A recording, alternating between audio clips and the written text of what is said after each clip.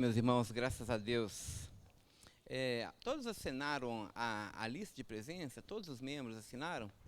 Alguém ficou sem assinar a lista? Não, todo mundo assinou? Muito bem.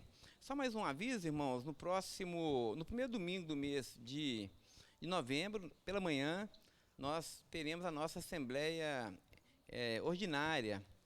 Então nós teremos a nossa CEAGAP normalmente, depois a nossa assembleia. E nessa assembleia nós vamos tratar de assuntos importantes, como prestação de contas, relatório de evolução patrimonial, e também nós estaremos recebendo novos membros aqui na nossa igreja.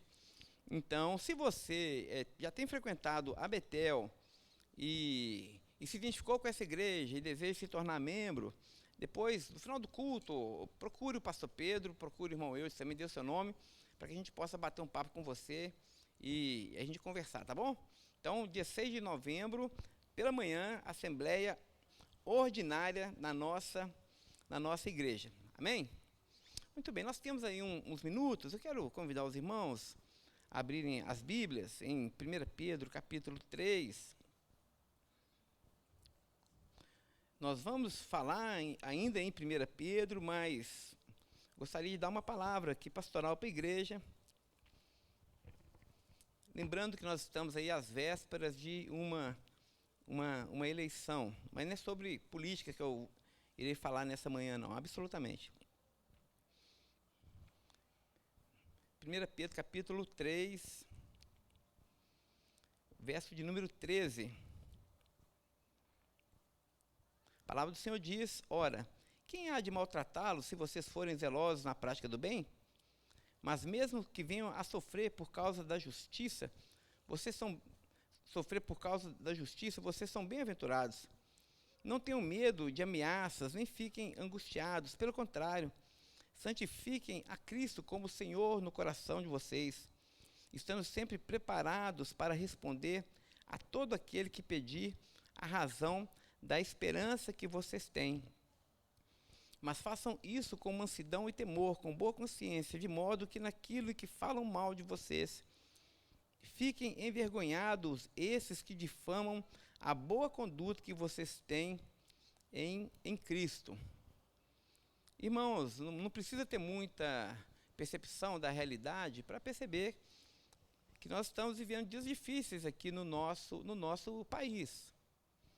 Nós vivemos dias onde as pessoas estão assim muito belicosas, estão com os nervos à flor da pele, e isso tem gerado uma fissura, uma ruptura muito grande nos diversos tipos de relacionamento. Pessoas que antes eram amigos a longa data, hoje já não estão se falando mais. Pessoas dentro da própria família, inclusive, cortaram relação um com o outro. Igrejas estão se dividindo. Pastores estão entrando em conflito de forma aberta, pública, uns com outros. E a nação, de um modo geral, também tem estado assim numa guerra interminável. Nós, de fato, vivemos um tempo de polarização na nossa nação. E é sobre isso que eu queria dizer e falar, porque, irmão, se a gente perceber, independente de quem é o seu candidato, ou se você se importa com isso, né? Mas a verdade é que, independente de quem vença as eleições agora no dia 30, se vocês concordarem comigo, eu queria dizer que todos nós já perdemos. Já perdemos. Nós hoje já temos uma nação que está dividida. Hoje, nós já temos uma igreja que está organicamente ferida. Já temos incontáveis almas dilaceradas pela mágoa, pelo ódio, pelo desejo de vingança. E que Deus perdoe a igreja de Jesus Cristo por isso. Que Deus nos perdoe por isso. Que Deus perdoe a igreja que deveria ser sal da terra, que deveria ser luz do mundo, que deveria ser o espelho da comunhão que é gerada por meio da presença do Espírito nós estamos errando na nossa tarefa de iluminar e de salgar esse mundo. Por isso que nessa manhã, irmãos, eu queria pedir que a nossa igreja, que é essa igreja, que em nome de Jesus, chega de muros entre nós. Que não haja mais muros entre nós, na sua casa, no seu trabalho, nas redes sociais, que não haja mais muros entre nós. Que não hajam mais trincheiras entre nós. Nós não estamos em guerra, nós não temos inimigos. Irmãos, o crente não tem o inimigo humano. Paulo vai dizer que a nossa luta não é contra a carne ou sangue. O nosso semelhante não é o nosso inimigo. Então, portanto, chega de trincheiras. Nós não estamos em guerra com ninguém. Aliás, que quando nós fazemos guerra, é sinal que nossa alma está em guerra. É sinal que nossa alma já está infernizada. Então, chega dessa história de nós contra eles, gente. Não existe nós contra eles. Existe apenas uma raça humana. Então, não existe negro contra branco.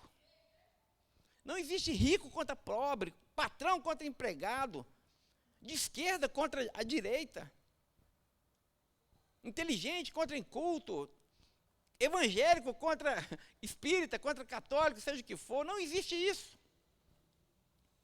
Então chega dessa história de nós contra eles, porque o Espírito do Senhor é o Espírito da convergência. Onde Deus está, aí habita a unidade, meus irmãos. Algo tão caro e tão precioso para nós. Nosso Senhor Jesus suou sangue no jardim de Getsêmani. E a oração que ele fez foi justamente essa: Pai, que eles possam ser um assim como nós somos um. Portanto, que a igreja lute com essas armas espirituais, as armas da unidade. Então, chega de nós contra eles. Sabe por quê? Porque Satanás está rindo do nosso maniqueísmo. Na nossa ideia tola de que nós somos os mocinhos e eles são os bandidos. De que nós somos os bons e eles são os maus. Satanás ri disso, gente. Satanás dá gargalhadas dos nossos ídolos, da nossa idolatria. Irmãos, o crente não tem ídolo. O crente não adora homem nenhum. O crente não coloca a sua esperança em homem algum. O crente não coloca a sua esperança em governo algum. Como nós temos aprendido aqui em 1 Pedro, nós temos aprendido que a nossa pátria está nos céus, gente. Nós estamos indo para a nossa casa. É claro que nós vivemos aqui, mas nós vivemos aqui, lutamos na cidade dos homens, somos responsáveis com a cidade dos homens, votamos na cidade dos homens, nos importamos com a política na cidade dos homens, nos envolvemos nas diversas responsabilidades que nós temos nesse mundo, porque o crente de forma alguma é alienado. Nós não somos alienados, mas nós não podemos perder de perspectiva que o nosso tesouro está nos altos céus. Cristo é o nosso Senhor. A Ele a honra, a glória, hoje e para sempre. Portanto, Satanás está rindo quando nós abraçamos nossos ídolos humanos e nos esquecemos de quem é de fato o Rei dos Reis e o Senhor dos Senhores. Se eu posso aconselhar a minha igreja nessa manhã, a partir do texto que nós lemos, Pedro vai dizer que nós devemos santificar Cristo no nosso coração, ou seja, colocar Jesus no lugar mais alto, como Quírios, como Senhor inegociável das nossas vidas. Pedro vai dizer que essa ideia da santificação é que Jesus precisa ser de fato aquele que encontra em nós os verdadeiros adoradores e quer ser o centro da nossa vida, o centro do nosso coração. Se eu posso aconselhar os irmãos, eu diria o seguinte: no próximo domingo, que você vai votar. Vote com a sua consciência livre que Deus te deu. Não aceite que o pastor, não aceite que ninguém diga em quem você vai votar. Nós somos livres. O povo de Deus é livre. Nós somos família de Deus, mas não compete a esse púlpito, a esse pastor, dizer em quem você vai votar. Faça isso com a consciência livre que Deus te deu. Mas preste atenção, mesmo que o seu candidato ganhe, não se dê por satisfeito. Eu não vou me dar por satisfeito. Diante desse quadro que nós vivemos, de completa divisão no nosso mundo, nós não devemos nos dar por satisfeito, até ver a nossa nação trilhando o caminho da reconciliação. Porque a metade da população vai estar em guerra com a outra. Mas nós não. Nós vamos lutar incansavelmente até ver essa nação trilhando o caminho da reconciliação. Lembrando que Luther King Jr., eu tenho um sonho, que todos possam se assentar à mesa da fraternidade, brancos, negros, seja quem for, mas nós precisamos assentar na mesma mesa, gente, comer no mesmo prato. Isso é comunhão, isso compete à igreja, essa é a tarefa da igreja. Nós devemos ser profetas dessa palavra, meus irmãos. Então nós não devemos nos cansar, enquanto não vê o nosso país no caminho da reconciliação. Sonho também, devemos sonhar também, ainda em ver a igreja de Jesus, a nossa amada igreja, a igreja de Jesus, amadurecida pela graça, andando em unidade e buscando em primeiro lugar o reino de Deus. O reino de Deus. Busque primeiro o reino de Deus. Talvez nós não veremos isso. Talvez eu e você não tenhamos o privilégio de ver essa plena reconciliação no nosso país. Talvez a gente não consiga ver a igreja andando em unidade e em maturidade, independente da denominação, independente da matiz política. Talvez a gente não veja isso. Há um provérbio árabe que diz que quem planta tâmaras não colhe tâmaras. Mas nós devemos plantar as tâmaras hoje. Porque não importa se nós vamos colher, o que importa é o que nós vamos fazer. Quanto a mim, eu vou continuar subindo nesse púlpito, e domingo após domingo, continuarei pregando sobre isso. O púlpito dessa igreja, a liderança dessa igreja, estará domingo após domingo, pregando a mensagem da reconciliação. Aqui todos são bem-vindos. Nós não excluímos ninguém. Nós não deixamos ninguém para trás. Porque a igreja precisa ser um modelo para esse mundo. Modelo de aceitação, modelo de graça, modelo de perdão, modelo de amor. Eu quero encorajar a minha igreja nessa manhã, para que vocês trilhem esse caminho comigo. Para que vocês, ao saírem por essa porta, como sal da terra, luz do mundo, façam isso. Para que haja paz na sua casa, para que haja paz na sua rede social, para que haja paz na hora que você for depositar o seu voto, para que haja paz. Para que haja paz. Nós já temos muitas pessoas fazendo guerra. Vamos fazer a paz. Amém, meus irmãos? Amém? Vamos orar por isso? Vamos ficar em pé e vamos orar? Quero pedir aqui o irmão Eudes. Irmão Eudes, ore por nós, ore por essa igreja, pedindo ao Senhor que essa palavra se cumpra entre nós. Ô Senhor, isso que nós acabamos de ouvir aqui é tão caro para nós. Ô Senhor, visita o teu povo, visita nossas casas, nosso coração, Pai, nossas mentes. Não nos deixe ser enganados por discursos vãos. Ô Pai, eles tentam ganhar nossa mente, as nossas emoções. Eles tentam nos convencer de que a solução para nossa nação é isso ou aquilo, mas nós sabemos, Pai, nós sabemos que o único governo honesto, verdadeiro, puro, e que é capaz de nos colocar nessa condição de paz, é o governo do nosso Senhor Jesus Cristo. Então venha o teu reino sobre nós, Pai. Venha o teu reino sobre a Igreja Batista Betel. Venha o teu reino sobre a minha família, sobre a família de cada um dos meus irmãos aqui, Pai. Oh, Pai nosso que estás no céu, santificado seja o teu nome. Venha a nós o teu reino. Seja feita a tua vontade, assim na terra como no céu. O pão nosso de cada dia dai-nos hoje, Pai. Visita nossos irmãos que não têm o que comer hoje. Pão nosso de cada dia dai-nos hoje.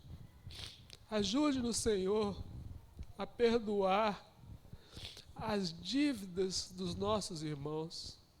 Limpa o nosso coração, Senhor, e nos perdoe, Pai.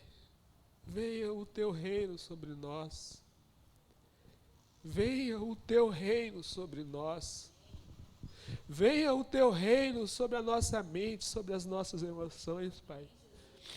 Nós acreditamos que o Senhor é verdade e que a verdade, Senhor, prevaleça sobre nós. Que os nossos pensamentos estejam orientados sobre aquela palavra do apóstolo Paulo, tudo que é verdadeiro, tudo que é honesto. A gente mantenha a nossa mente focada nas coisas espirituais, nas coisas do alto, Pai. Ajude-nos a vencermos o nosso ímpeto. Dê-nos palavras sábias para conversar dentro das nossas casas, com os nossos irmãos, no trabalho, na faculdade, na escola, Pai. Ajude-nos, Senhor, a defendermos os valores do teu reino e não os nossos valores, Pai.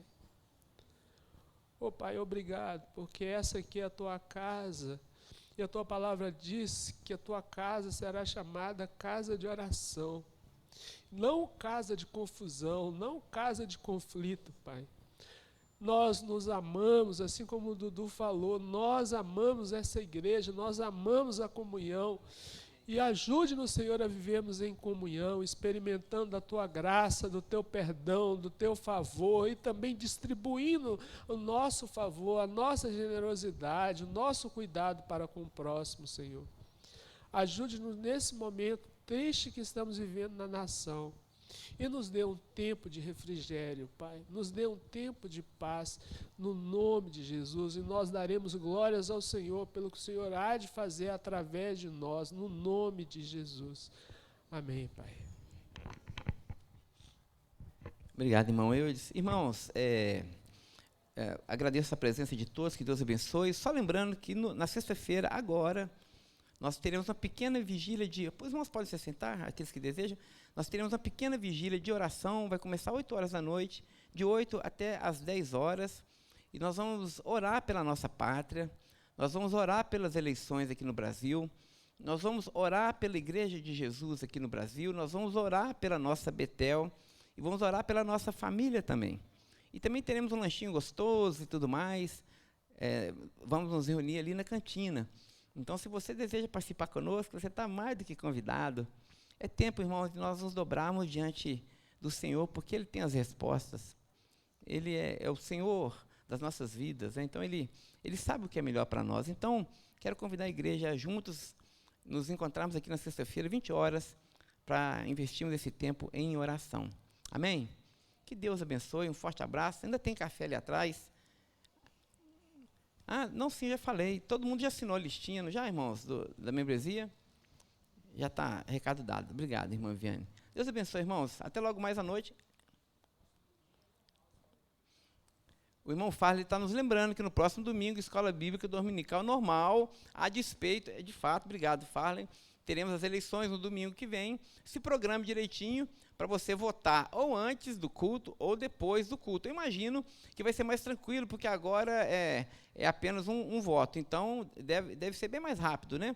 Então, mas nós vamos manter a nossa programação inalterada, tanto na manhã como pela noite. Amém? Deus abençoe. E aqueles que puderem vir, venham hoje à noite. Nós estamos falando sobre o vento sopra. E tem sido cultos deliciosos, palavra muito abençoada. E hoje à noite não vai ser diferente. Então, participe conosco. Até lá.